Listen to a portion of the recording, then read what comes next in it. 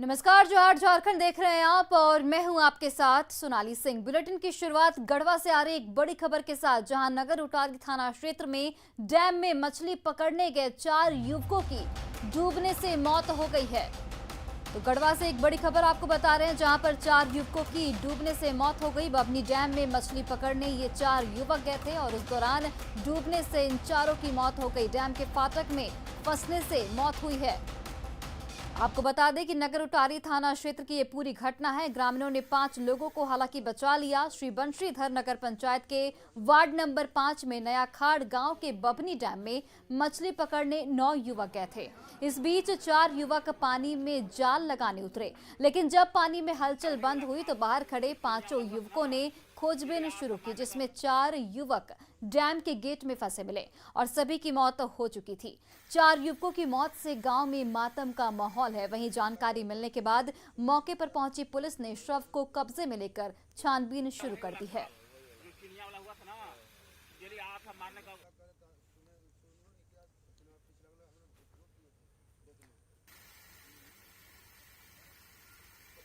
तो मछली मारने खातिर गया वो लोग अंदर घुसा, अंदर यही रह गया 4 गो, तो 3 गो थे बाहर।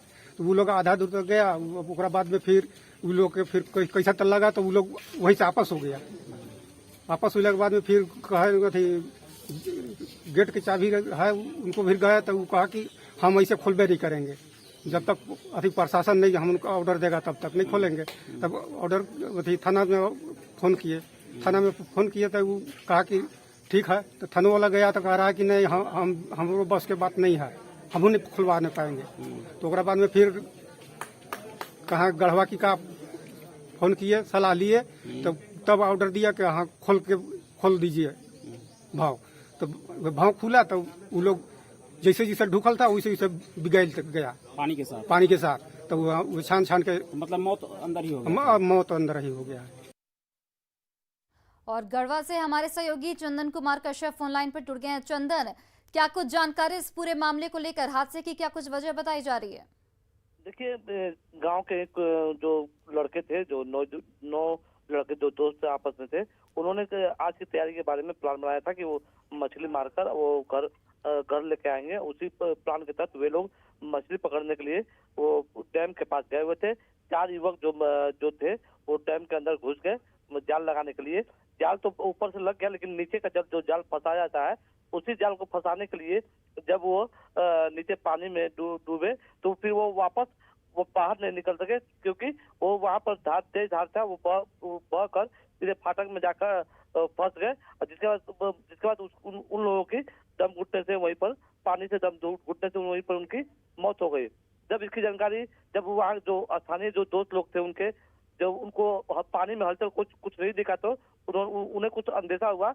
उन्होंने जाकर देखा तो सभी लोग डैम में फंसे हुए थे, सभी मृत हो थे। उसके बाद उन लोग ऊपर आकर और ग्रामीणों को इसकी सूचना दी। सूचना के आलोक में इसकी सूचना जब स्थानीय पुलिस को दी गई, पुलिस मौके पर पहुंचकर 100 को अपने कब्जे में लिया और ग्रामीणों के रिक्वेस्ट पर जो डैम का जो फाटक है वो खोला गया। तब जाकर 100 बाहर बह के निकली। बिल्कुल जी। चलिए चंदन, बहुत बहुत धन्यवाद तमाम जानकारियों के लिए। वही देखिए, गिरिडीह में जंगली हाथियों का झुंड का तांडव लगातार जारी है। सरिया थाना क्षेत्र के कैलाटांड पंचायत के अंबाडी गांव में हाथियों के झुंड ने 2 लोगों को कुचल दिया है। तो गिरिडीह से एक बड़ी खबर बता रहे हैं, जहां हाथियों का कहर लगातार जारी है। हाथियों के कुचलने से 2 लोगों की मौत हो गई है। इसमें एक व्यक्ति की मौके पर ही मौत हो गई, जबकि दूसरे घायल ने इलाज के दौरान अस्पताल में दम तोड़ दिया। हाथियों के आतंक से दशहरे की खुशियां मातम में बदल गई हैं। वहीं लोगों के बीच दहशत का भी माहौल दिख रहा है। पूरी घटना की जानकारी वन विभाग को दी गई। वहीं लोगों ने अपने दम पर हाथियों को गांव के बाहर खदेड़ा। यहां हाथियों के झुंड ने शाम ढलते ही दस्तक दे दी थी। वन विभाग की लापरवाही से लोगों में नाराजगी भी देखी जा रही है। आपको बता दें कि सरिया और बिरनी थाना क्षेत्र में पिछले 1 महीने से जंगली हाथियों का झुंड घूम रहा है और फसल के साथ ही लोगों के घरों को भी निशाना बना रहा है। हाथियों के हमले से लोगों को बचाने में वन विभाग के पास कोई ठोस योजना नहीं है और इसके अभाव में आए दिन ये हालात पैदा हो रहे हैं। विभाग की लापरवाही है क्योंकि इस तरह की घटना है इधर लगातार 4 वर्षों में कई घटना घट चुकी है और घटना की सूचना मिलने के बाद भी प्रशासन इतना विलम्ब से आती है। वन विभाग के अधिकारी कर्मचारी इन लोगों की घोर लापरवाही है। हम मांग करते हैं कि लोग तत्परता दिखाए। क्षेत्र में हाथी घर घुसती है, लोग ग्रामीणों के द्वारा जानकारी मिलती है तो उसको खदेड़ने का काम करे और लोगों को सुरक्षा प्रदान करे। और इसी बीच धनबाद से एक बड़ी खबर। धनबाद में दशहरा के मौके पर अपराधियों ने पुलिस को खुली चुनौती दी है। कतरास थाना क्षेत्र के रामपुर टोला नंबर 2 में पूर्व टिस्को कर्मी अमर कुमार राय के घर डकैती की घटना हुई। घर के सभी लोग दुर्गा पूजा में बाहर घूमने गए थे। इसी दौरान अपराधियों ने घर से 25,000 कैश के साथ ही करीब 5 लाख के जेवरात पर हाथ साफ कर दिया।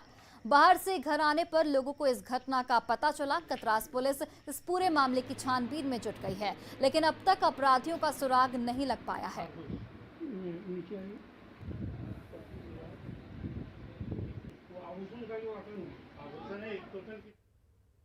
धनबाद में नगर निगम की गाड़ी की चपेट में आने से एक युवती की मौत हो गई। 23 साल की रिंकी कुमारी पूजा करने जा रही थी, तभी कूड़ा उठाने वाली निगम ने गाड़ी के रौंद दिया। आनन फानन में रिंकी को SNMMCH में ले जाया गया, जहां डॉक्टरों ने उसे मृत घोषित कर दिया। रिंकी धनसार के झा कॉलोनी की रहने वाली थी। हादसे के बाद ड्राइवर गाड़ी छोड़कर फरार बताया जा रहा है और पुलिस फिलहाल ड्राइवर की तलाश में जुटी हुई है। वार्ड 33 नंबर वार्ड का नगर निगम में जो गाड़ी होता है वो अनदेखा गाड़ी चलाता है, पिए खाए रहता है, देखता भी नहीं है कि यहाँ पब्लिक प्लेस है। यहाँ पर गाड़ी जहाँ स्पीड आना अलाउ नहीं है। आदमी लोग आ रहा जा रहा ये भी देखता नहीं है कि हीरोपंती दिखाता अपने आप को कि कितना बड़ा ड्राइवर हम यहाँ पे हो गए हैं। गाड़ी तो मिल जाता है, बाप का गाड़ी मिल जाता है, कौन मेरा बाप है वो जानता नहीं है। और पूजा पाठ करने जा रही थी, किसी को देखता नहीं, किसी को चढ़ा कर पार कर देता है। और विजयादशमी के पावन मौके पर तमाम दर्शकों को ढेर सारी शुभकामनाएं। आज का दिन असत्य पर सत्य की जीत का दिन है। बुराई रूपी रावण को अपने मन के भीतर से निकालकर खत्म करने का दिन है। आज का दिन हमें बताता है कि सत्य परेशान हो सकता है, लेकिन पराजित नहीं।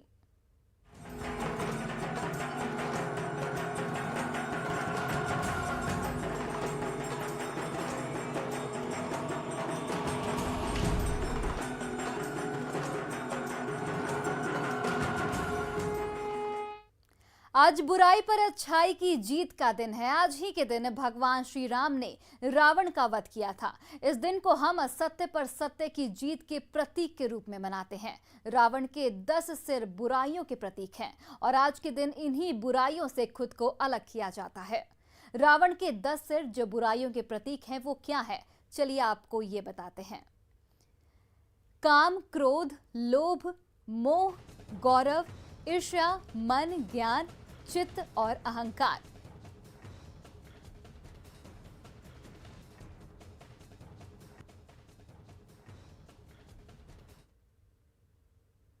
रांची के दुर्गाबाड़ी में आज सुबह से ही विजयादशमी पर मां की आरती की जा रही है। सुबह 11 बजे दुर्गाबाड़ी में कलश विसर्जन कार्यक्रम होगा। उसके बाद सिंदूर खेला की जगह पर मां के चरणों पर चढ़ा सिंदूर महिलाएं एक दूसरे को लगाएंगी। उसके बाद शाम 5:45 पर मां की प्रतिमा का विसर्जन कार्यक्रम शुरू होगा। महाआरती के समय अल्बर्ट एक्का चौक पर दुर्गाबाड़ी में कोरोना गाइडलाइंस का पालन करते हुए भीड़ जुटी रही।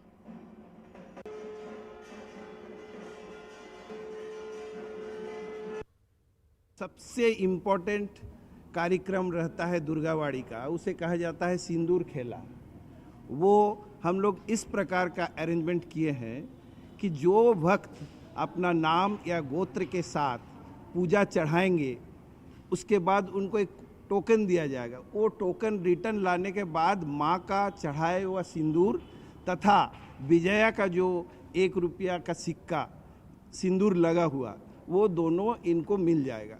ये कार्यक्रम शुरू डिस्ट्रीब्यूशन का कार्यक्रम जो है वो शुरू होगा आपका जब घट विसर्जन करके हम लोग तालाब से लौट के आएंगे। उसके बाद ही हम लोग लौटने के बाद आपका वो जितने भी भक्त अपना अपना सिंदूर को चढ़ाए हैं वो सिंदूर माँ का चढ़ा हुआ सिंदूर उनको वापस मिलेगा। माँ की प्रतिमा का विसर्जन कितने बजे? प्रतिमा का विसर्जन का समय यहाँ दिया हुआ है 5:45 पर हर साल की भांति इस साल भी कंधे पर प्रतिमा को ले जा करके ये पीछे का जो तालाब है वहाँ पर विसर्जित किया जाएगा।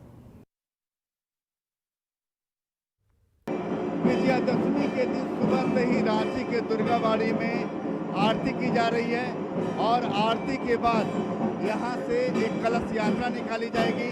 कलश यात्रा 11 बजे निकाली जाएगी और कलश यात्रा के बाद 12 बजे यहाँ जो है माँ के चरणों में जो सिंदूर है उस सिंदूर को महिलाओं के बीच बांटा जाएगा और यहाँ पर सिंदूर खेला के बजाय सिर्फ महिलाएं एक दूसरे को सिंदूर लगाएंगी। और सबसे बड़ी बात कि जिन महिलाओं ने सिंदूर को लेकर कूपन कटाया है सिर्फ उन्हीं महिलाएं जो हैं उन्हीं महिलाओं को सिंदूर दिया जाएगा। और शाम 5:45 पर मां को कंधे पर उठाकर पीछे के तालाब लिया जाएगा और वहीं मां का विसर्जन किया जाएगा।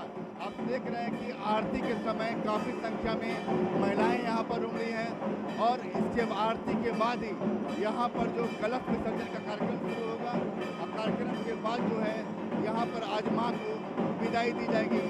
और रांची के दुर्गाबाड़ी में जो भी पूजा होती है बांग्ला रीति रिवाज परंपरा के अनुसार होती है, लिहाजा आज सुबह से ही यहाँ एक नियम रहा है कि हर हाल में विजयादशमी के दिन मां का विसर्जन किया जाता है। लिहाजा सुबह से ही इसको लेकर कार्यक्रम हो रहे हैं। कैमरामैन संजीव तिवारी के साथ संजय कुमार सिन्हा, न्यूज़ 18 रांची। राजधानी रांची में मां दुर्गा की प्रतिमा का आज विसर्जन किया जाएगा। 9 दिनों तक पूजा अर्चना के बाद रांची के कई पूजा पंडाल और मंदिरों में स्थापित मूर्ति का विसर्जन प्रशासन की देखरेख में किया जाएगा। प्रतिमा विसर्जन के लिए जिला प्रशासन ने कई तालाब को चिन्हित कर रखा है, जहां विसर्जन कार्यक्रम के दौरान सुरक्षा के पुख्ता इंतजाम रहेंगे।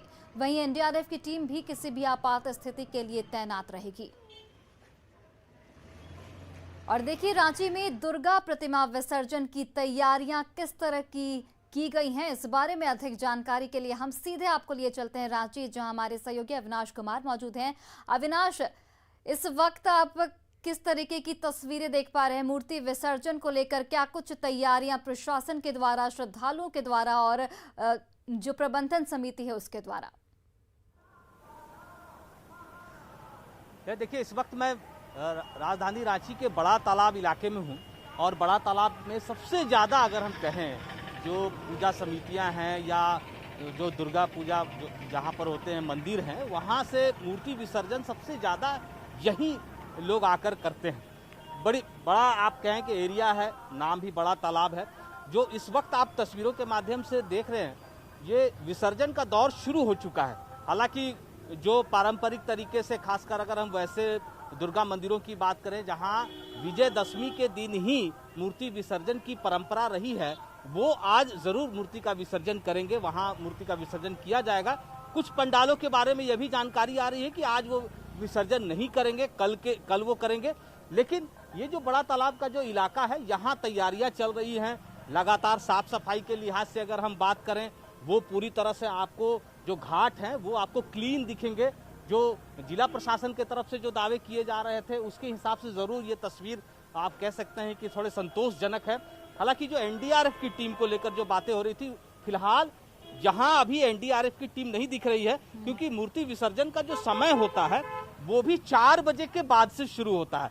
कलश विसर्जन का दौर शुरू है। जो इस वक्त आप बड़ा तालाब के इस पानी में जो देख पा रही हैं, ये वही कलश विसर्जन की जो तस्वीरें हैं।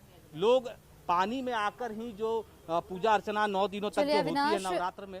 देखिए, आज मां दुर्गा की प्रतिमा का विसर्जन है और इसके लिए प्रशासन की ओर से तमाम तैयारियां कर ली गई है। फिलहाल आपका बहुत बहुत धन्यवाद और रुकते हैं एक छोटे से ब्रेक के लिए।